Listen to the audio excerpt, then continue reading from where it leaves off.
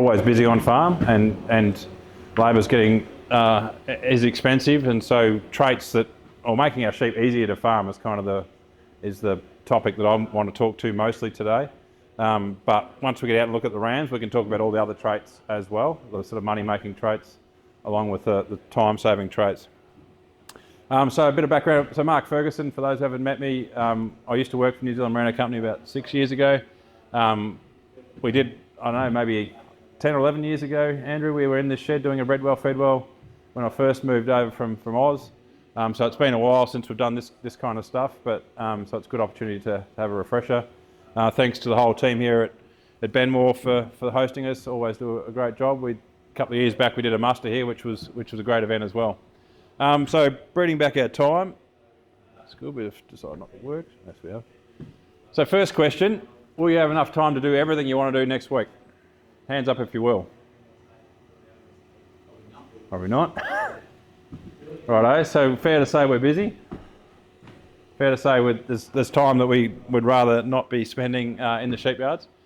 I think as farmers, we're not very good at perceiving time. So our job really is we just keep biting off new stuff, and we just do more work. We work harder, and we just keep going at it. We pride ourselves on how hard we work, but we need to. I guess today's presentation is about the fact that time is not unlimited, and we need to breed sheep that actually help us a bit on that front. And there's a heap of opportunities to do that, rather than maybe the other approach, which is just breed sheep that are all about performance and then work your guts out to feed them, to keep their animal health up to them.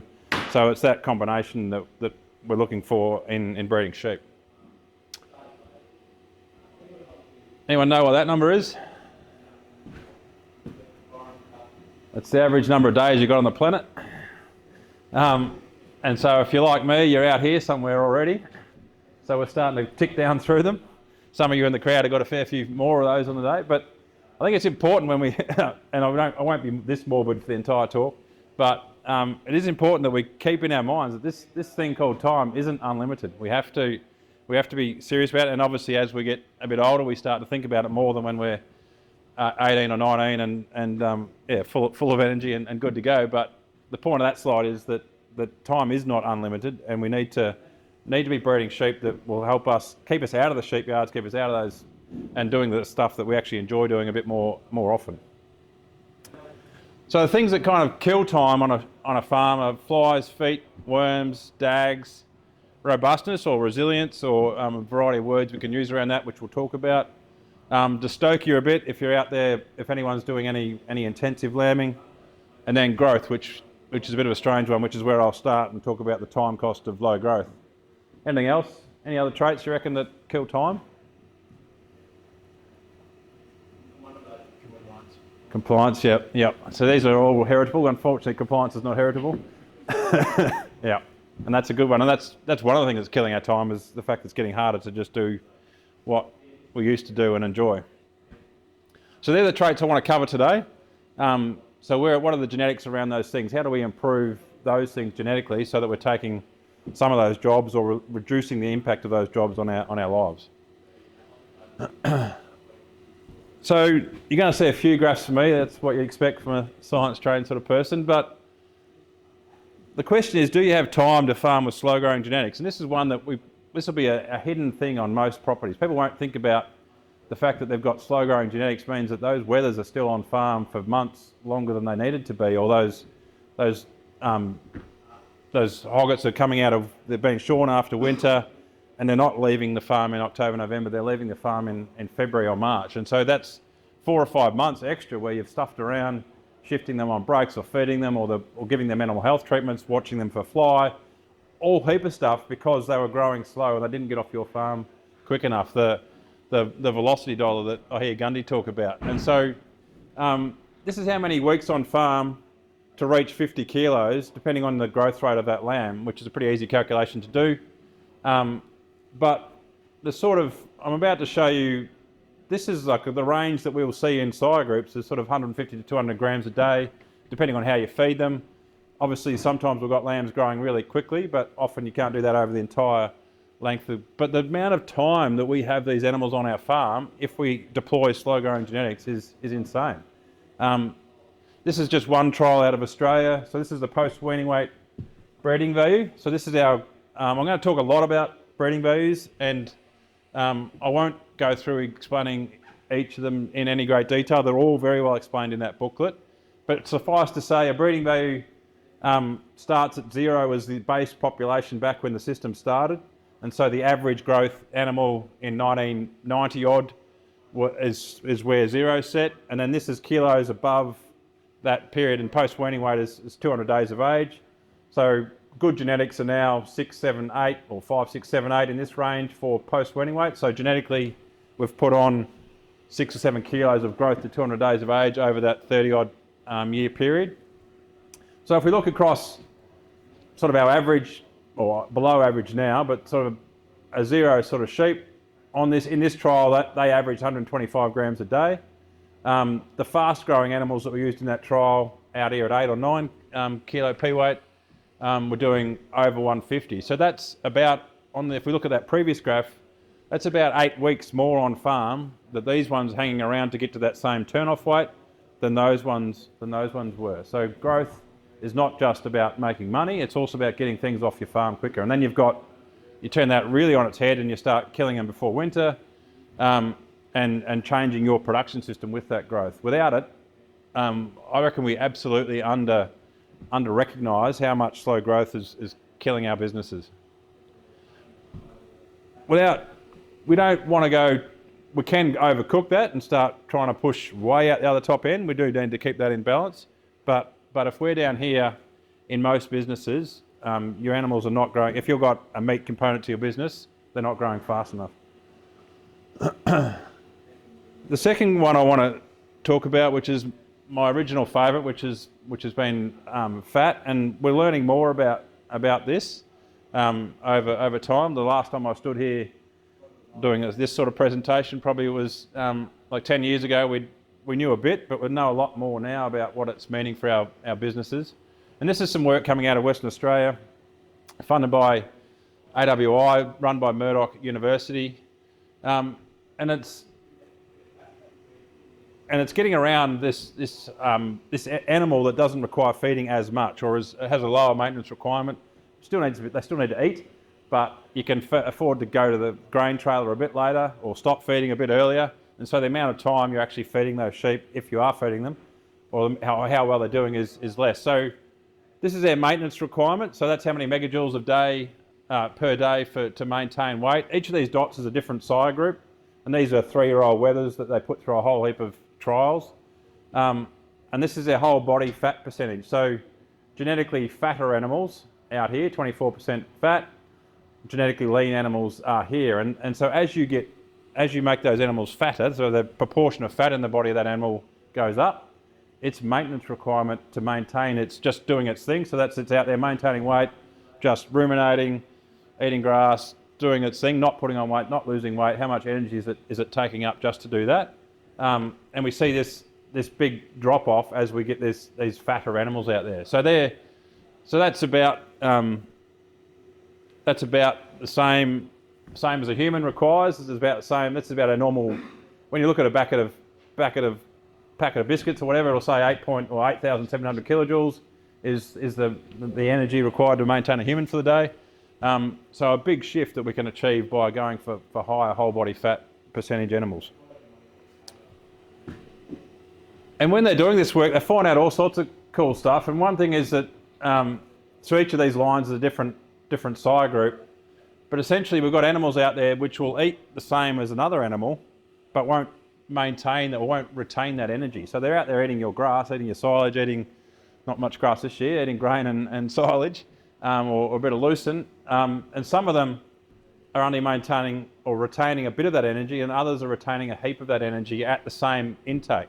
And so that's what we're looking at. We've got these animals that, given the same opportunity, will store a lot of energy. And so traditionally, when you do get an autumn, or get a good summer, you're storing energy through that summer, because we know that we're going through now, which is winter, when there's not much energy around.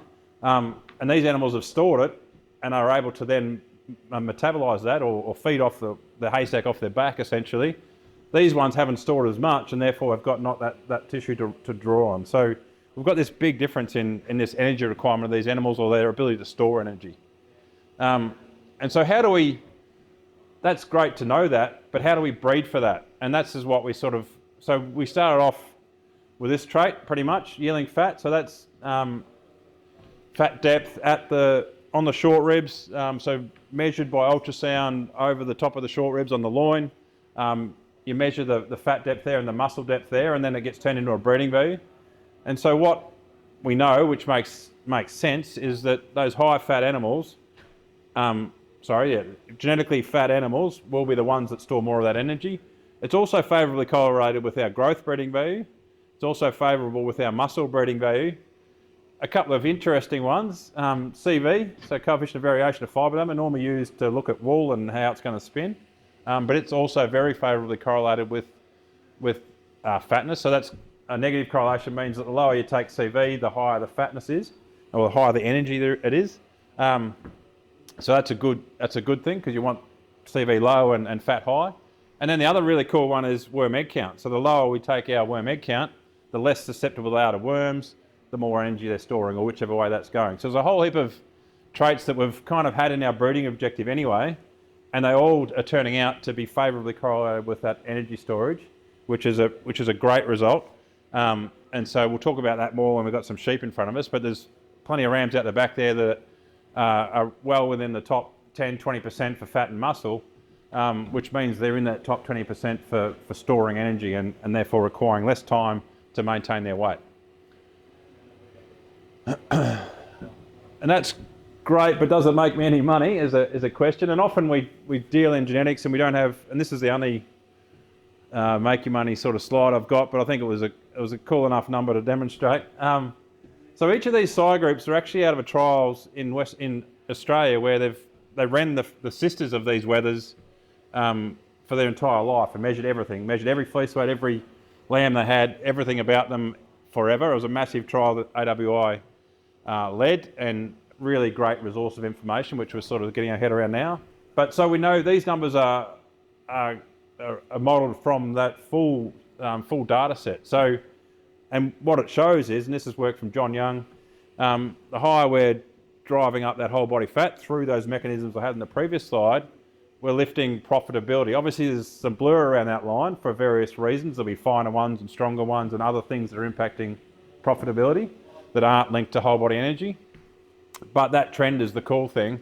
And this is, I mean, obviously depends on your scale as to what the numbers are, but 100k lift in profitability easy there, which is a big lift on those numbers by breeding on that fat. So if you need any more compelling evidence than that, I don't know how to tell you, but a really good story evolving around this energy content and building energy in our sheep. Sheep that naturally want to be fat rather than sheep that want to be skinny is what we're talking about. And I guess we're here on a Merino day, which is not what Merinos are necessarily famous for, as being fat. But we've shifted that over the last couple of decades. In the last sort of 10 years in New Zealand, we've gone from a pretty lean Merino to an animal that now maintains its weight happily. And that's a great shift, and we'll see some rams out the back there, which are a great example of that. So the second worst thing that Australians have ever done to Kiwis, other than the underarm ball, was let the fly get here. However, it got across the ditch from Australia. Not sure how that happened. Obviously, it didn't fly here. But obviously flies are a major issue. Not as, I don't know, we could probably argue about that, but they're a huge issue in Australia. Obviously, there's not as much warm, wet weather here, but certainly a challenge across most sheep businesses. So what can we do about genetics so moving on from energy and starting to talk about the energy, or about fly strike? Anyone got any questions on that energy stuff before I move on? I'm good with awkward silence. We can do this for a while. It seems that most of the picking out those good birds, and you've got a lot, and some that are doing very well. Are they doing well?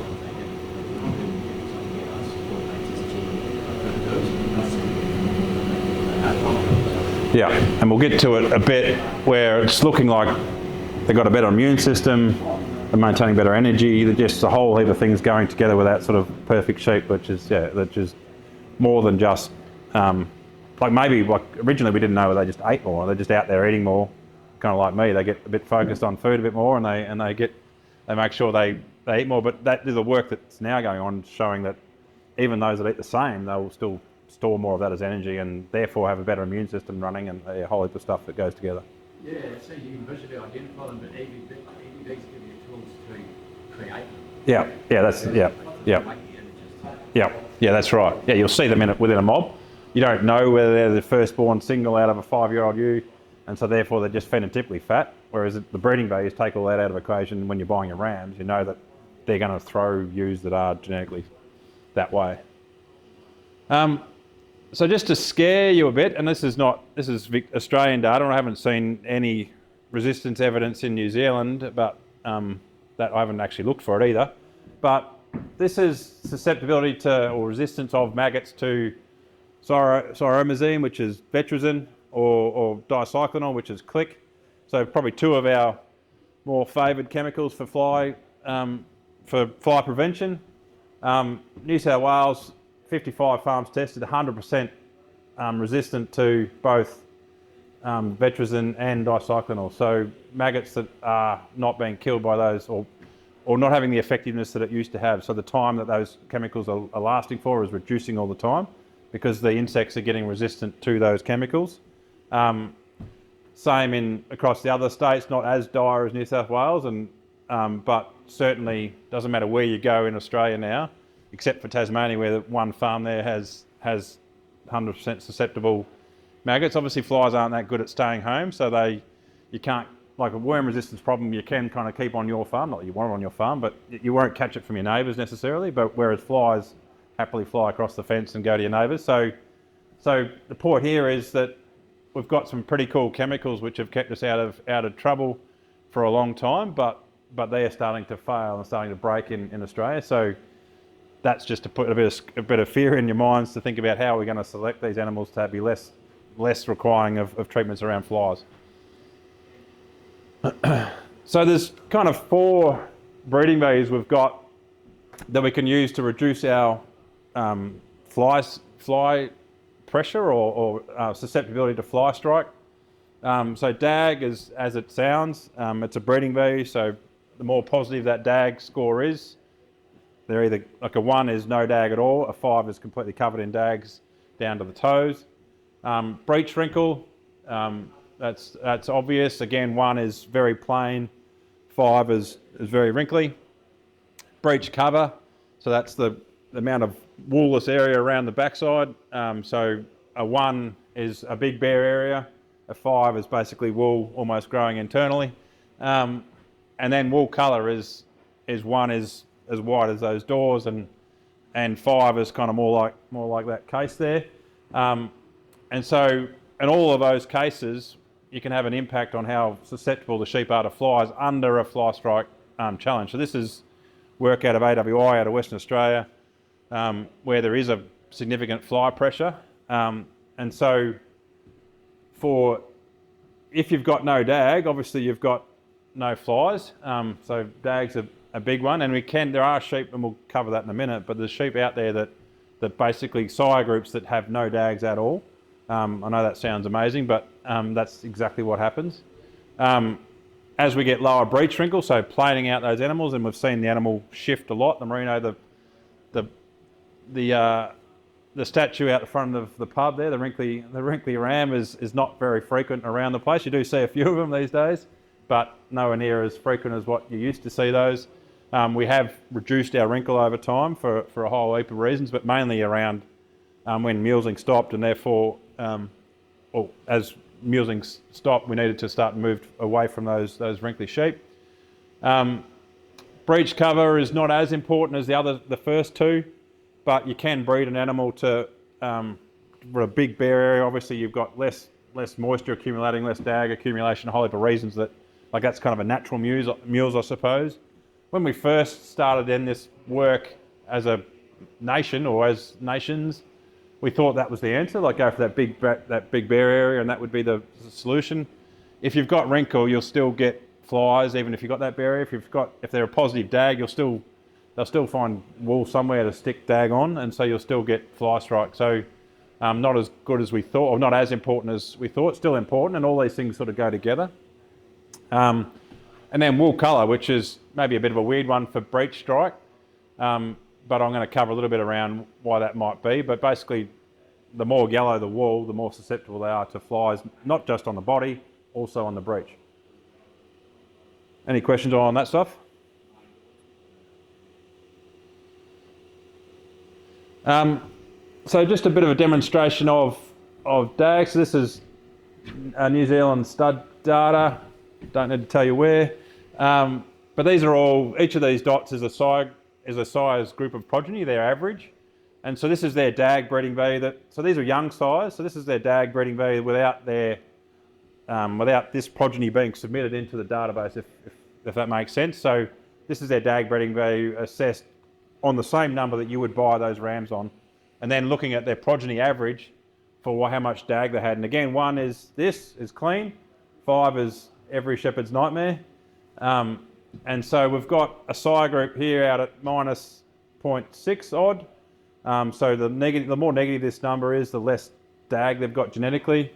And so on average, you've got a sire group here sitting at 1.7. So that's mostly 1s, and the odd one like that, which is going to take you a very small amount of time up the race to knock that bit of shit off. Versus out here where you've got a plus 0.4, and they're averaging sort of 3.5. So they're sitting here where pretty much you're going to be dragging them across the board or through a crutching trailer, all of them pretty bad. That's an average of a group. So here you've got shepherd's dream, get it done, and then straight on to the next job. Here you've got get the crutches in and do a fairly, and that's within the same mob, same conditions, same worm challenge, everything identical, just the DNA controlling whether you want to have that sort of sheep or that sort of sheep. So really, really powerful breeding value that I think we probably didn't give enough time to for a while. Like, I'm now pretty passionate about this one. I don't know there's not going to be anyone put up their hand that wants to be dagging sheep. And we literally, when you get out here at minus 0.8, and there's a few sires sort of minus 1 now, all of their progeny are clean. Like, they come through any challenge, and you might get the odd tiny little bit of shit, but basically their fecal consistency is such that they just shit pebbles, essentially, regardless of how much worm you throw at them and what else happens, which I think is a pretty cool trait. Yeah, these are Merinos. Yep. So more and more we're doing. It's a really easy trait to score. It's literally before you crutch them, you just go and give them a score, and it's about 0.4 heritable, I think. It's in the book if I made that up and got that wrong.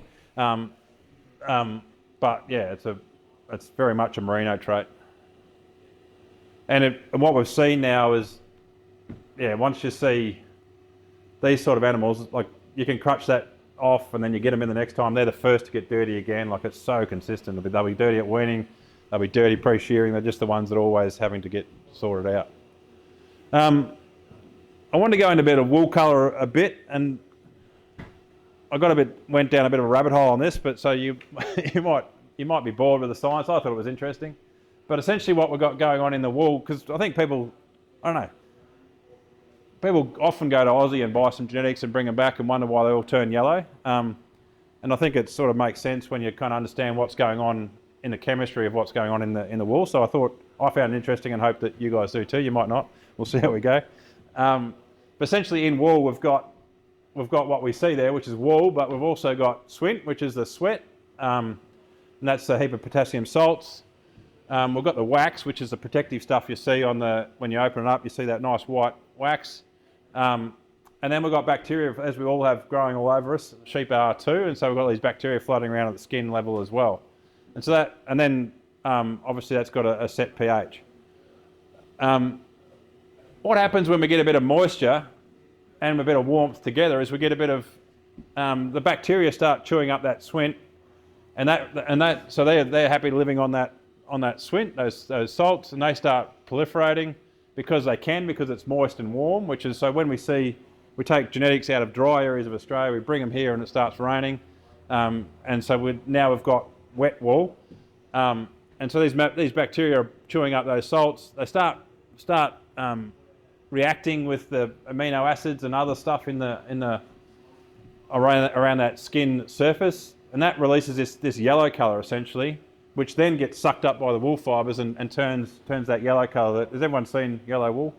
Or none of us have been living where there's no yellow wool. So that's what's happening at skin level. So, and then that increases the pH. This process increases the pH of the wool, which makes it even more susceptible to decomposing and more absorption of that weather. So people kind of think, oh, it was just that short-term thing or whatever, but there is genetic variation in this. So when we're scoring this colour in wool a lot, and we're starting to select those animals that stay white regardless of this happening. So they'll get the moisture, they'll get the sun, but they won't go yellow because they've got a different setup in the skin. So we've got sheep, so resistant fleeces, the ones that stay white, have a lower swint percentage in there. So they've got less sweat in there.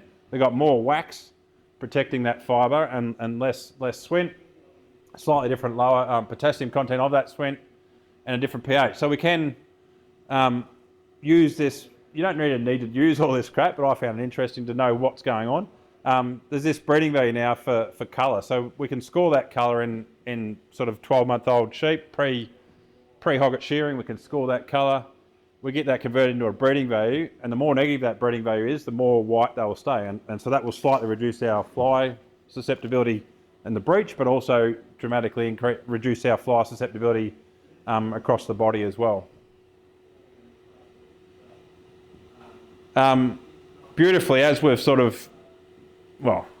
one of the reasons that we keep getting finer often is because we love white wool, and white wool tends to be lower fibre diameter. So there's a correlation there that we kind of naturally works in our favour, unless you're falling outside of icebreaker contracts or something because you're going too fine. But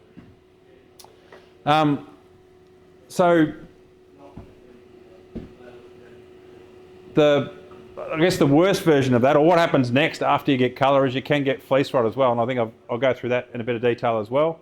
But essentially, as that wool colour score goes up, we're more likely to get fleece rot happening. So those sheep that have a higher or more yellow are more prone to fleece rot, as you will have seen if anytime you've had a wet summer or wet event in summer, you get an outbreak of, or you can get an outbreak of fleece rot. And so again, going down my little science experiment, but basically what's happening in fleece rot, which is slightly different, is normally we've got this protective layer over the skin in the sheep. When we get conditions where we get a heap of moisture and we get that moisture sitting on the skin, so when they've been wet to the skin, so not every rain event will wet them to the skin, but some do, and so you get this breakdown of that wax layer, and those things we talked about before, that swint and stuff, are a part of that. It acts as a bit of a detergent and breaks down that wax layer, and then you get this irritation, and then that's when the bacteria really get going, and that's where you'll see these banding happening. So normal colour is just that general colour in the staple, but then you'll get fleece rot. So that's early fleece rot. Fleece rot can be green, pink, blue, whatever, but even any banding you see where you see that little exudate, that's early fleece rot essentially. What happens is you get that moisture event, then it dries out and it grows white again because the bacteria don't proliferate obviously when it's dry. So once it's wet, once it dries out, then you'll move on. But in some sheep, same conditions, they will stay pure white right through there. Other sheep will have that banding. Was that interesting? Good, nods. Well, I'm running with the nods. Colour, dry, not quite often a lot of dry sheep actually have white colour. Yeah, so as in dry tip. Dry, as in less wax. Yeah. Yeah, so what we're seeing there is they tend to be the ones that are highest swint to wax ratio, so that if your wax ratio is up, which is the better nourishment, then you're less susceptible to this stuff. So yeah, those dry tip often are high swint, less wax ratio. Yeah. Humid weather, you can get a whole heap of this stuff going on, and then you're in trouble, and they're going through the jet. And if ventricin still works, you're okay, but if ventricin stops working, we're buggered. So there's so that's sort of where where we're heading, I suppose. And then just on wrinkle, obviously the reason we want to get rid of wrinkle out of the back ends is basically because it just creates these pockets where this stuff can happen more often, where you've got moisture, so you've got bacteria, you've got an environment there where that bacteria doesn't dry out, and so it can continue to thrive, and then the maggots get in there and away you go. So, so that's why wrinkle isn't in itself bad. It just creates these little pockets of environment where bacteria and maggots can be happy, and that's why we're sort of, particularly breech wrinkle, we're trying to reduce to make sure we haven't got that environment. The other one, which I'm not sure where, I get some places, particularly in Northern Australia, where you don't have a lot of scourworms, you don't get a lot of DAG, but then urine stain becomes predominant in terms of your this should say breech strike, and so there is actually genetics in some sheep, which again I don't understand, but some sheep genetically will stay urine or have less urine stain, and others will have a lot more, and that has a genetic component, and we know that if you haven't got DAGs and you've got the right conditions, then urine stain can also cause strike in young ewes. So there's what happens if you get it all wrong. That's that was actually a lamb out of the CPT. I don't know whose sire was, and I wouldn't tell you if I did. But so in terms of our job buying rams to get that fly strike game sorted, negative breeding values for DAG, and these are all in that book explained. Negative breeding values for breech wrinkle. If unfortunately we don't have a breeding value for urine stain yet, but that will get there eventually. Probably not a massive issue around here. It's more a Northern Australia thing where DAG isn't an issue. But if you could find some information around urine stain, that'll be very hard, so you probably can't do that here. Breeding values for breech cover to look at.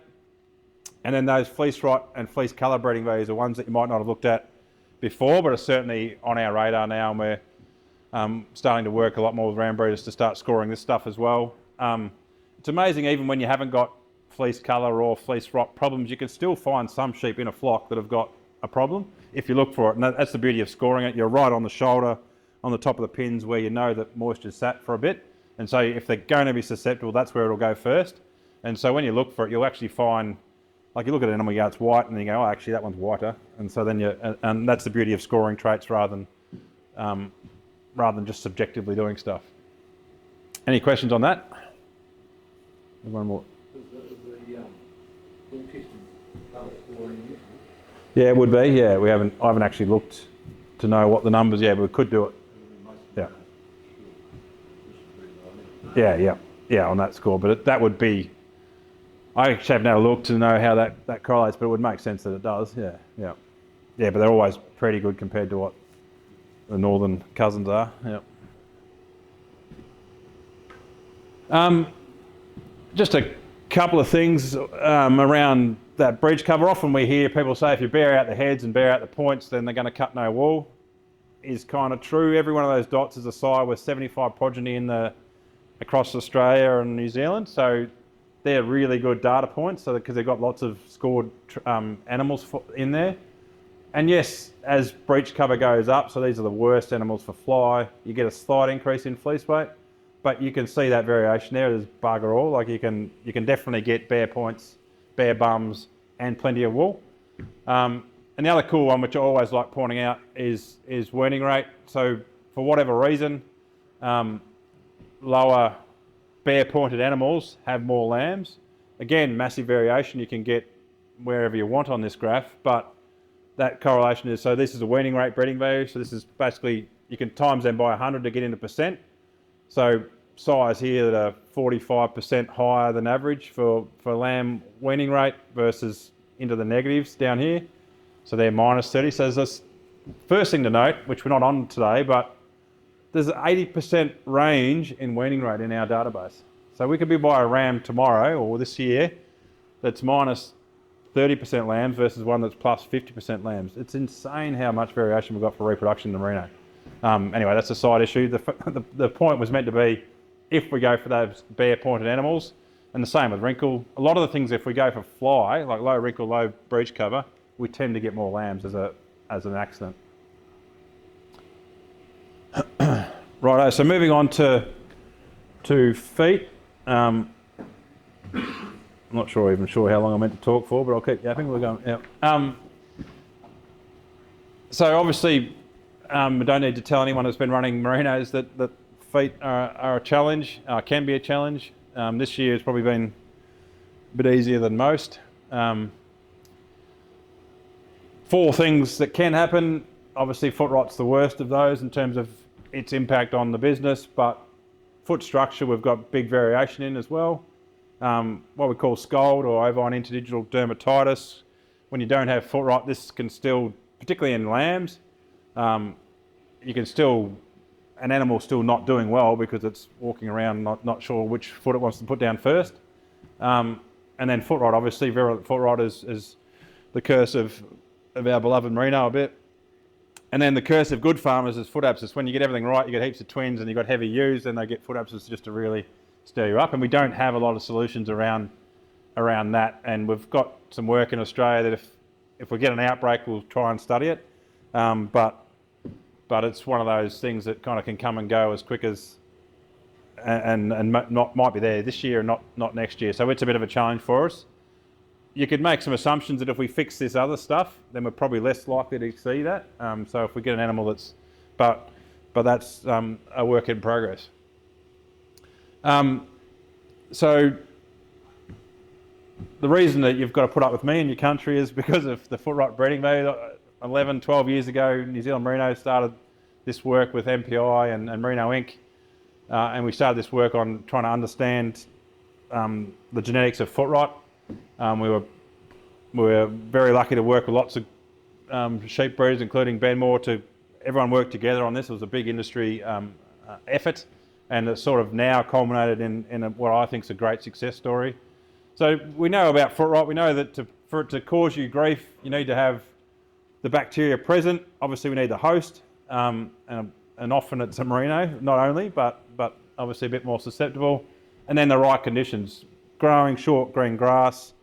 When the grass is growing, foot rot can be present basically, and the more it's growing, the more foot rot's present. So warm, well, we all know what conditions you need to get foot rot. The last 6 months have probably been pretty good on that front.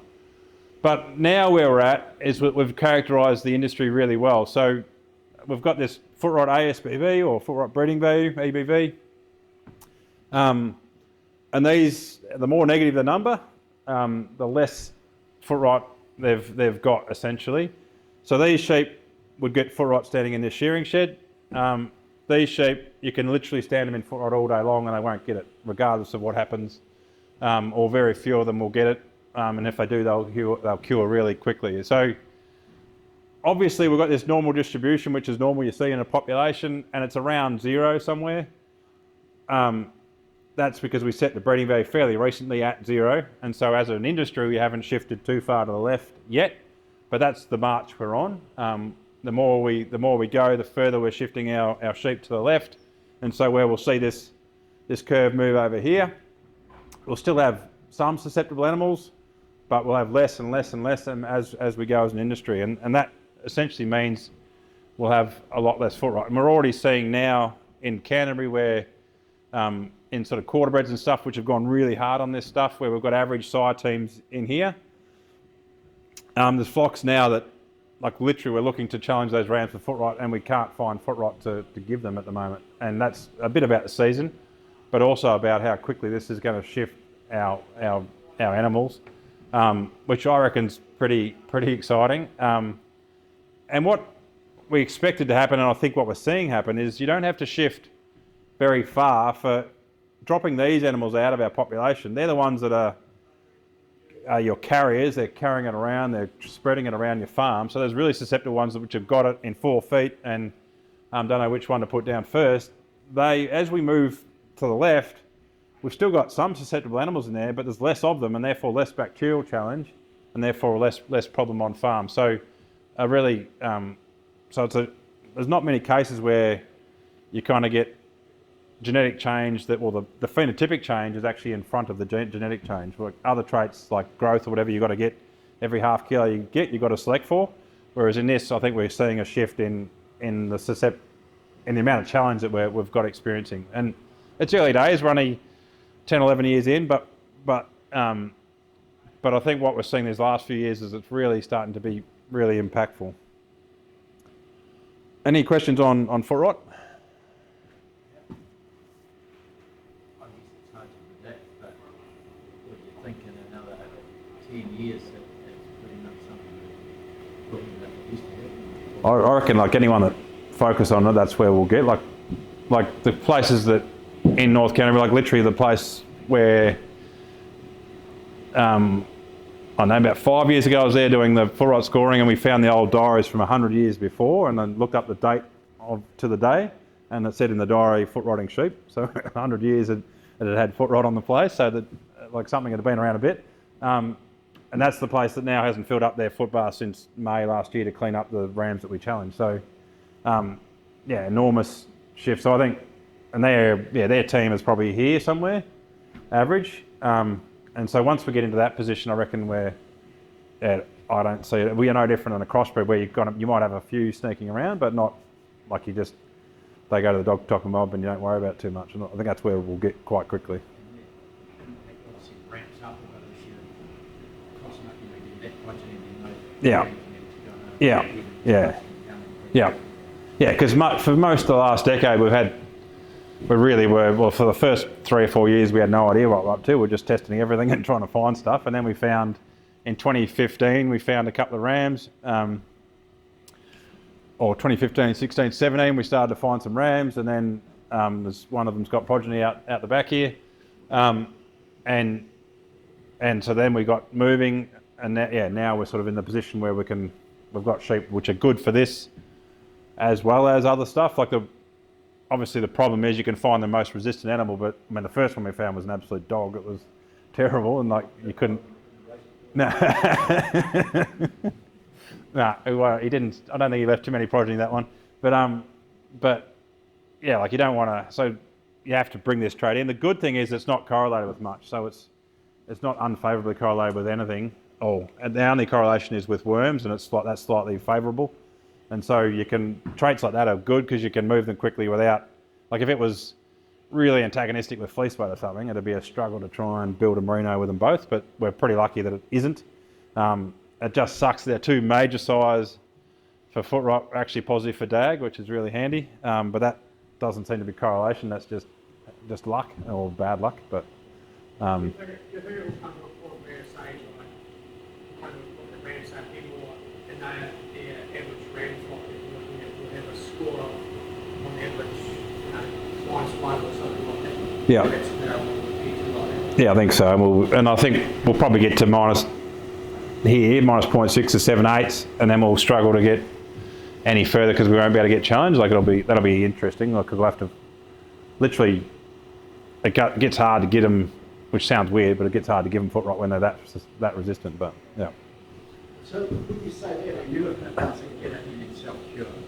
Well, normally we try and do it when that's just on the up. So, but obviously this is a natural occurring thing. So we get in there and we score what we see. Mostly we try and get it when they're still getting it rather than self-curing, because that gets hard to score whether you call it an old 3 or a new 3 or a. But we do see that happening as well. I think a lot that they either don't get it or they get it and they cure themselves pretty quickly. Right. Yeah, so it's just like Yeah. Yeah, you give it under run and then they just, like the weather dries out a bit and then they're fixed and away they go again, whereas others runs around to the toe and they just limp forever. What self-curing ones were they sort of sitting at? I don't know, to be honest, to know where that cuts in. Yeah. Yeah, we kind of, to be fair, we probably got the science to the point that was useful and then stopped and just got on with it. So well, there is some work going on in Aussie where we've got another opportunity so AWI and Animal Health Australia have funded some of the stuff we did here, the progeny test in Aussie, which is going to be good for us bringing genes out of there. But there, because footrot's not as endemic, we're actually looking separately at scald and OID and footrot. So we're going to try and challenge them before they get challenge to the bacteria. So we're trying to try and get two different traits, which I think will be interesting to start to understand some of what's going on with curing and stuff. So we've got another opportunity to do a bit more science now, which is good. And we've got lambs will be born in another couple of months over there for the first progeny test in Australia for footrot. Everyone else's favourite job is drenching. Obviously pretty topical at the moment with chemical resistance. So not only are flies getting resistant to chemicals, worms pretty much already are. And so what can we do that on a genetic front? And so there is a worm egg count breeding value. It's been well used in Australia. It's starting to take hold here in New Zealand. And so this is just a bit of what does it actually mean when you get a worm-resistant animal. So these are used leading into lambing. So at lambing, generally you get what's called a periparturient immunity drop. So basically the ewe stops having an immune system to kill worms. And so you get a big spike in worm egg, which is why you always used to capsule pre-lamb, or you do a treatment pre-lamb, a long-acting or something, or you do something to try and minimise that impact over that period. Anyway, so these are resistant ewes, so a group of selected resistant ewes, and this is their worm egg count. So these are the controls. They haven't been selected for worm resistance. So you see they're spiking up. This is not a massive spike up to 350, but going up. And the resistant ones are just maintaining that. So their immune system stays on and keeps them at a lower point, stays on longer, and so they're protecting them, and that's what happens throughout the year. They've got an immune system which will kill the worms, which will stop the larvae turning into adults, and do a whole heap of things biologically to keep that worm under control. It's similar to what happens, like that if you feed ewes well, you can take them from wormy to non-wormy by just putting them in a good tucker, and that's sort of what the immune system's doing in combination with the feed. The other cool thing which happens is, I don't know who was crazy enough to do this, but someone was. They counted larvae on pasture, so collected pasture samples, washed the larvae off, and then counted them, which sounds like a great fun. But this is those same groups of sheep, so pre-lamb, the control ewes, and how many larvae on the pasture, then post-lamb. So we've got a bit of a lift in the larvae on pasture in those resistant ewes, but in our non-resistant sheep, our control sheep, we've got this massive explosion of larvae on the pasture. So we hear this resilience versus resistance argument a bit. And so do you want a sheep that's resilient to worms, which means it gets worms and doesn't care? Or do you want a sheep that's resistant to worms, which means it gets worms and it kills the worms? And this is what a resilient worm animal would do. It's still got worms, and so it's still loading up the pasture with larvae.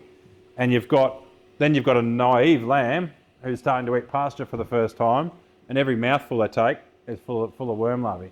And so that's, again, what we're doing. As we build our resistance of our sheep genetically, we're reducing this amount of larvae on the pasture, which is then producing a lamb that doesn't have to fight those worms and just starts growing, and away it goes and gets its job done. So, and again, another great trait. You'll see numbers, which we can talk about out in the yards. It's in the book, but what the numbers are actually percentage. So a minus 50 is a sheep that has 50% less worms than a zero, and so it actually can be a big shift in whether you need to drench that animal or not. Like if the mob's 500, then that minus 50 is going to be at 250, or if the mob's 300, it's going to be 150 and won't need to drench. So we can quickly, again, it's not correlated with much. We can quickly shift our drench requirement, and that's again another trait that we're probably behind our crossbred cousins, but can really quickly catch up with a bit of selection. Beautifully now, our genomic work, so DNA can actually predict that breeding value as well, so we can actually get that breeding value we need to collect lots of samples. It's not very glorious collecting shit samples from individual sheep and getting them worm egg counts, obviously, but it is really important work across the industry. The other cool thing, this is not in Merinos, but it's worth talking about. There's actually a different breed in the US out of Catardans, but they're finding that it is related to the immune system, so this is the immunoglobulins, so the immune response to vaccine, essentially. So these are the resistant animals, a low FET group. They have a big response to immune response. So seems to be lining up that it's not just worms we're changing, we're actually changing the immune system, which creates all sorts of cool opportunities. So we're thinking, like, it makes sense that our foot rot resistant, worm resistant, high fat, like you can imagine how this animal starts to look and what it means for us as people who've got to manage them. A pretty cool opportunity as if we can start to see this replicated in Merinos. The even more awesome opportunity is they measured the colostrum, the amount of, so we know what the colostrum job is, it's to move part of the immune system from mum to the lamb through that colostrum. So some of those immunoglobulins are in the colostrum. They can pass through the lining of the gut of the lamb in that first period, and then so they get some immune ability from that. This is mortality in those. So these are low. This is more lamb mortality in the low WEC versus the high WEC. So these are the lamb worm resistant sheep passing, and so what they measured was there was basically a better handover of their immune system, which meant that those lambs were less likely to die early in life. This is in year 1. Year 2 they did something different, so the gap was much less, but still a favourable response in lamb survival. So I don't know if that's going to work in Merinos, but that's in a different breed. But it does give you hope that we're changing some really, really cool parts of the sheep and turning into an animal that's much more useful for us to be farming with. I just wanted to, some of this times we get into this and we think, oh, he's just talking about a unicorn, this crap doesn't exist. So I wanted to put up an example of a sheep that does exist. He's not perfect. But somehow he ended up with the nickname Beans. He's actually been, I'm pretty sure we used 2281 here. Yep, he's been used around the place. Interesting, his birth date. So he was born 12 years ago, so it's not like this stuff's new. It's just we're getting better at using it. So if we look at it where he sits, he's crap for fleece weight. That's why he hasn't got a lot of use. He's okay for growth. He's below average, so he's not good there. But if we look at some of the traits, massive for muscle and fat. So he's one of those really high energy animals. So he's plus 0.36 for condition score. So he's an animal that's maintaining or retaining a lot of energy. He's in the top 20% for wool colour. He's in the top echelon for fleece rot. He's right up there for breech cover. Pretty handy for breech wrinkle. Trait leader for DAG. He's pretty good for worms. Not so fancy for foot rot, but he's not horrible. Massive weaning rate. And one of the trait leaders for ewe rearing ability. So his ability for his daughters to rear their lambs. And Will Gibson's also used him and followed, and his daughters at Faldon Hill haven't lost a lamb in the years since he's used them. They're just, like I say, we can put all this together. We have put it together. There's some of there'll be rams out the back here that have got a lot of these traits put together. So these are not fairy tales. Like, this is a combination of things that we can do and we have done, and we'll do better. And again, this bloke, he's ancient really. Like, he's well dead now, but he did live for a fair while. He obviously had a decent immune system. He was hard to kill, but yeah, it's with a bit more fleece weight and a bit of growth and a bit more foot rot. We're kind of moving towards that whole story, which we had our perfect sheep. And he won't be perfect for everyone because people have different ambitions, but we can combine those traits in a really, really cool way. So summarising, I don't know, yeah, I think we do need to really consider these traits properly and think about, because we tend to just focus on big heavy cutters or whatever. We get focused on stuff that means we're still breeding a sheep that's really hard work, and we don't have those systems where we used to have heaps of shepherds and heaps of labour and heaps of whatever, and costs are way up there. We have to breed a sheep that will reduce how much chemicals we require, how much labour we require. So I think we can give away some of our production or balance our production with our health-saving traits.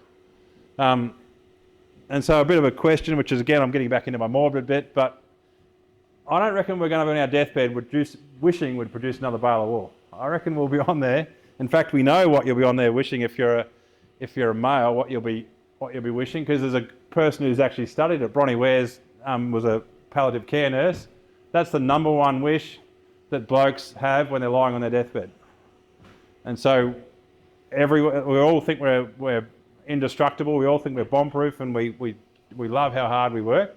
But the reality is, when we get to the pointy end of life, what we're going to be wishing is we've gone fishing more often, not that we've produced another bale of wool. So we need to breed sheep that allow us to do that. Good mate of mine, Bill Malcolm, is an economist. He actually taught me at uni. Grew up about a kilometre from where I grew up. This is what his quote, which I think is a really good one. Act now as if the future you expect is already here. This is stuff that we know is going to impact on us. We know we're not going to get cheaper labour, easier labour. We know that costs aren't going down anytime soon. We know what the future looks like pretty well.